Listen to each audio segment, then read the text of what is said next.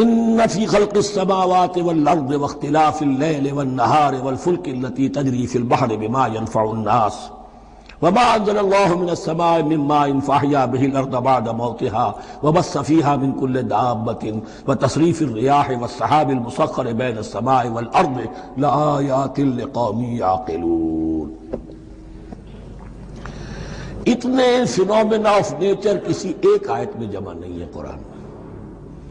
اللہ تعالیٰ تمام phenomena of nature کو اپنی آیتیں قرار دیتا ہے، آسمان اور زمین کی تخلیق، رات اور دن کا الٹ پھیر مختلف جگہوں پر، اور یہ جو ستارے ہیں اور یہ جو بھی نباتات ہیں زمین کی، ان میں سے آیتیں ہی آیتیں۔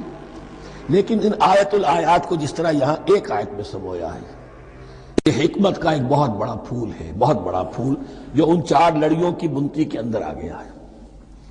یقیناً آسمان اور زمین کی تخلیق میں اور رات اور دن کے الٹ پھیر میں اور اس جہاز میں یا کشتی میں جو چلتی ہیں سمندر میں یا دریاؤں میں، وہ سامان لے کر جو لوگوں کو نفع دیتا ہے، بما ينفع الناس وما انزل اللہ من السماء من ماء، اور اس پانی میں کہ جو اللہ نے اتارا ہے آسمان سے، فاحیا به الارض بعد موتها، اور پھر اس سے وہ زندہ کر دیتا ہے زمین کو اس کے مردہ ہو جانے کے بعد۔ بے آب و گیا زمین پڑی تھی، بارش ہوئی ہے، اسی میں سے روئیدگی آ گئی ہے۔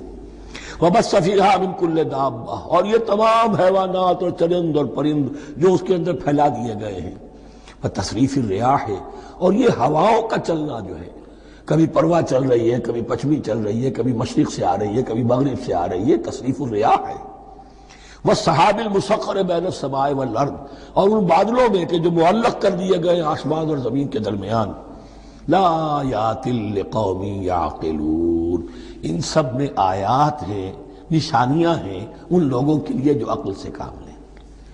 ان کو دیکھو اور ان کے خالق کو، مدبر کو پہچانو۔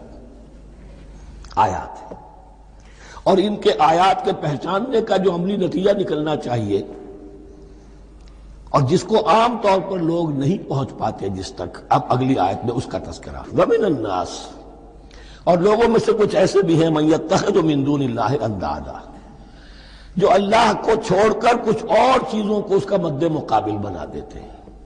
یحبونہم کحب اللہ، اور ان سے محبت کرنے لگتے ہیں جیسی کہ اللہ سے کرنی چاہیے۔